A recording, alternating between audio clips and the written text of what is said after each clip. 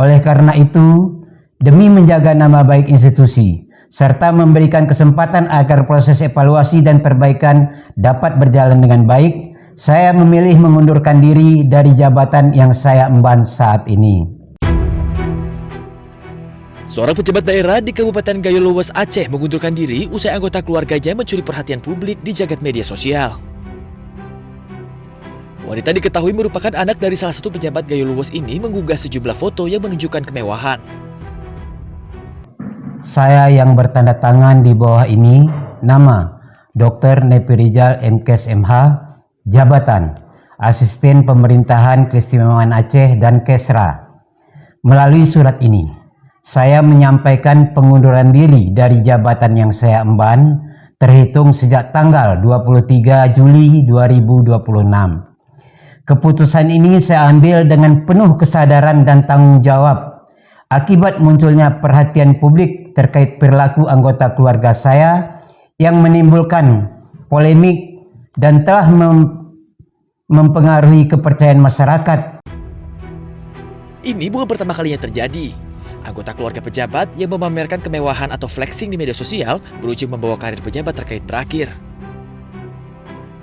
Dilansir dari laman Instagram @dea.aa, putri pejabat pemerintahan ini memamerkan gaya hidup mewahnya serta sejumlah tangkapan layar yang sekaligus menyeret nama Dr. Nevi Rizal.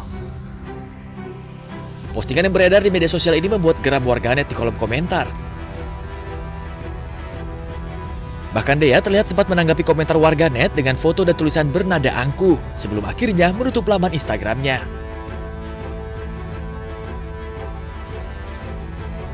Mirisnya, di tengah kemewahan dan kekayaan yang dipamerkan, Gayo Luwes masih terus mencoba untuk bangkit dari banjir bandang yang sempat menerjangnya akhir tahun lalu.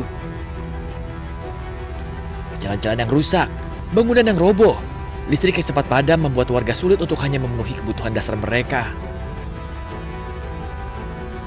Di saat rakyat berusaha bertahan, ada pejabat yang justru mempertontonkan kemewahan. Ini menjadi gambaran bahwa kekuasaan tanpa empati hanya menjadi ironi. Tim Liputan, AA News melaporkan.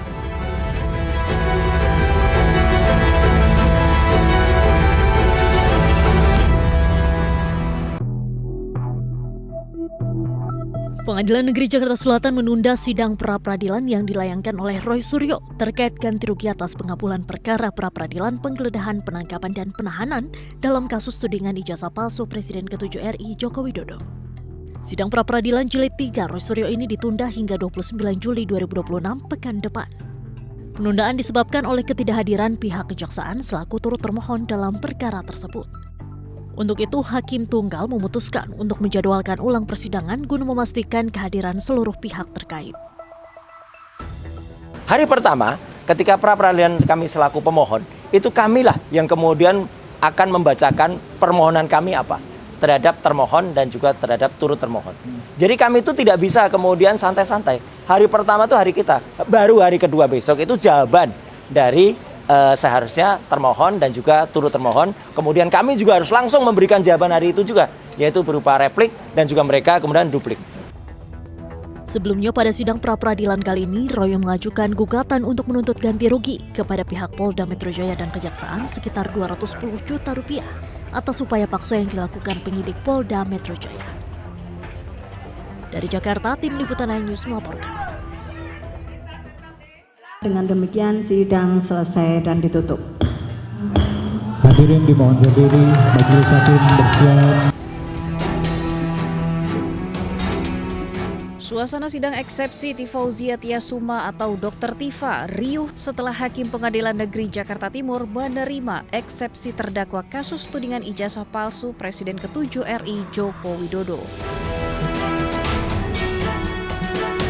Dengan dikabulkannya eksepsi terdakwa, maka sidang Dr. Tifa yang didakwa melakukan tindak pidana fitnah dan pencemaran nama baik Presiden ke-7 RI Joko Widodo atas tudingan ijazah palsu tidak akan dilanjutkan ke tahap berikutnya. Memperhatikan ketentuan pasal 75 ayat 2 huruf B, ayat 3 dan pasal 206 ayat 1 Undang-Undang Nomor 20 Tahun 2025 tentang Kitab Undang-Undang Hukum Acara Pidana serta peraturan perundang-undangan lain yang bersangkutan. mengadili, menyatakan perlawanan dari tim advokat terdakwa tersebut diterima, menyatakan surat dakwaan penuntut umum nomor register perkara PDM garing datar 133 garing M.1.14 garing EOH.2 garing 06 garing 2026 tanggal 22 Juni 2026 atas nama terdakwa Fauzia Tiasuma batal demi hukum. Memerintahkan pengembalian berkas perkara ini kepada penuntut umum, membebankan biaya perkara kepada negara. Hakim mengembalikan berkas perkara atas nama Dr. Tifa ke Jaksa Penuntut Umum dan membebankan biaya perkara kepada negara. Selanjutnya, Jaksa Penuntut Umum memiliki kesempatan untuk mengajukan perlawanan dengan menyusun ulang dakwaan. Tim Liputan iNews melaporkan.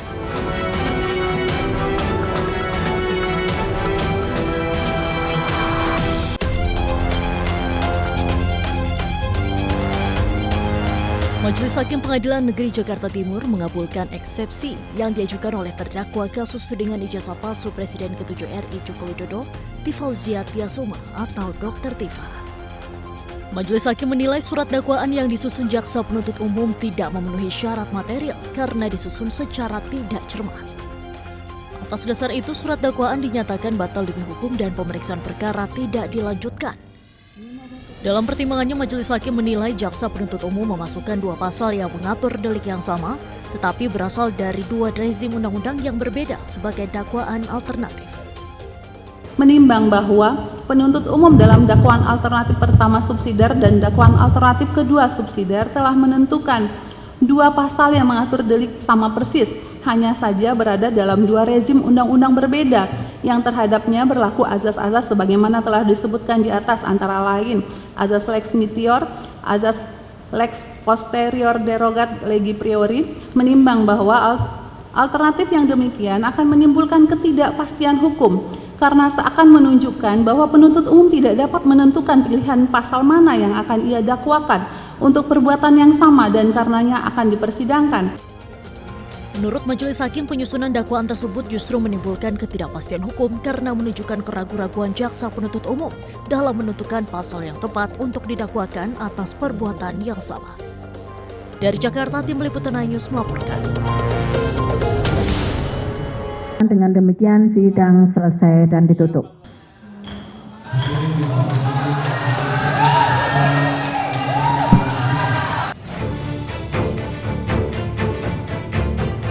Majelis Hakim Pengadilan Negeri Jakarta Timur menerima eksepsi terdakwa Fauzia Tiasuma alias Dr. Tifa dalam perkara pencemaran nama baik dan fitnah ijazah palsu Presiden ke-7 Republik Indonesia Joko Widodo pada Kamis pagi. Dengan putusan tersebut, persidangan ini tidak dilanjutkan ke tahap pembuktian alias berhenti.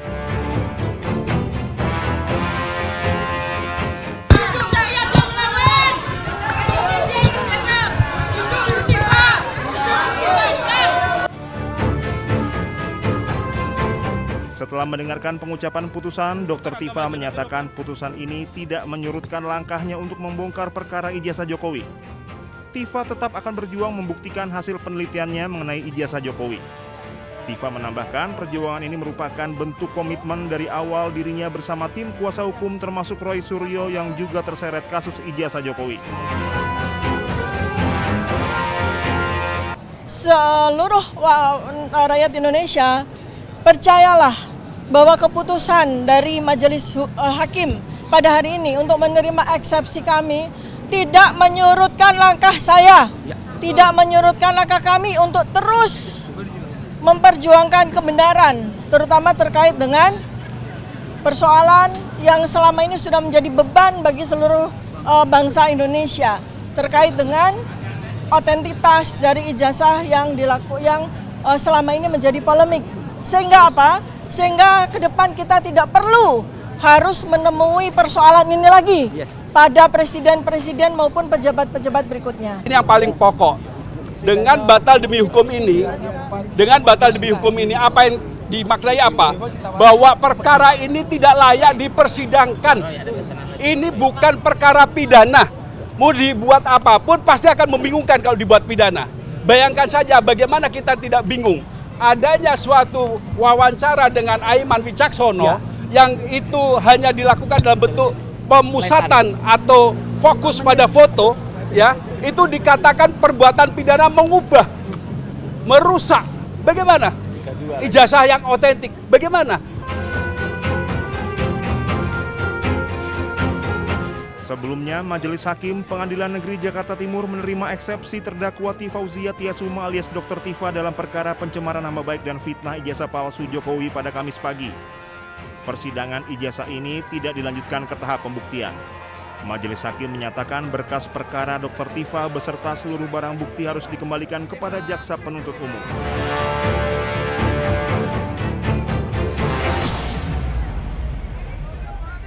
Tentunya kami menghargai putusan yang telah diucapkan, karena bagaimanapun putusan tersebut adalah bagian dari koreksi, check and balance sebuah proses hukum yang sedang berlangsung.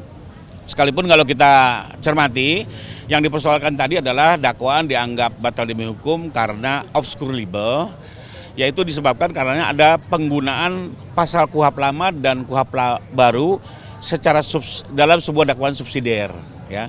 Jadi kalau kita cermati ini lebih kepada persoalan penggunaan pasal KUHP lama dan KUHP baru dalam sebuah dakwaan subsidiar yang menurut majelis itu menyebabkan dakwaan kabur. Nah, terhadap putusan seperti ini, pihak jaksa biasanya nanti akan memperbaiki konstruksi pasalnya, ya, disesuaikan dengan amanah dalam putusan tersebut, dan kemudian nanti jaksa bisa mengajukan kembali dakwaan ke persidangan. Jadi kembali lagi ini lebih kepada koreksi dari bentuk dakwaan yang dianggap obscure libel dan tidak berkaitan dengan terhentinya perkara. Ini perkara tetap bisa berlanjut dan jaksa tinggal memperbaiki dakwaannya. Demikian. Saudara Tifa, Dr. Tifa itu adalah yang dikatakan bebas secara murni. Tidak itu, ya. Karena jaksa penuntut umum sesuai dengan pasal 74 ya, ayat 2 itu bisa mengajukan perbaikan pasal-pasal yang didakwakan yang dianggap ambigu oleh majelis hakim sehingga ini obscure gitu. Jadi untuk putusan setelah itu dari saudara Dr. Tifa itu diterima. Tapi dengan catatan ya, ini JPU bisa mengajukan perubahan ataupun perbaikan pasal-pasal yang dimaksud. Ya, kalau kita lihat ya apa yang diputuskan oleh hakim itu ya itu obscure libel itu ya artinya memang kabur gitu ya pasal-pasal itu. Tapi kan kita bisa terakhir kan hakim mengatakan mengajukan perlawanan ataupun ya perbaikan ada pasal 74 itu kan ayat 2 itu. Ya, saya rasa pasti akan dilakukan oleh jaksa penuntut umum untuk perbaikan-perbaikan yang diminta ya oleh majelis hakim ya. Ini bukan berarti bahwa perkara ini bebas secara murni atau tidak lanjut ke persidangan berikutnya. Itu tidak. Tidak itu gitu loh, ya. Jadi hal ini yang menimbulkan ada suatu persepsi yang mungkin ya, persepsi itu yang menjadi yang perlu kita luruskan di publik gitu loh. Ya, bahwa ini bukan suatu pertandingan gitu, bahwa ini tidak berakhir, bahwa ini masih ada tahapan-tahapan selanjutnya ya, yang nanti JPU itu akan memberikan yang namanya perubahan perbaikan-perbaikan pasal itu, dan itu pasti akan berlanjut karena belum masuk kepada pokok perkara itu sendiri gitu. Ini baru masuk putusan sela untuk itu. Ya memang semua kan tergantung dari jaksa penuntut umum untuk itu. Kalau nanti jaksa penuntut umum itu sudah memasukkan ya sudah, ya itu akan berlanjut. Itu jadi ada surat dakwaan baru lah nanti.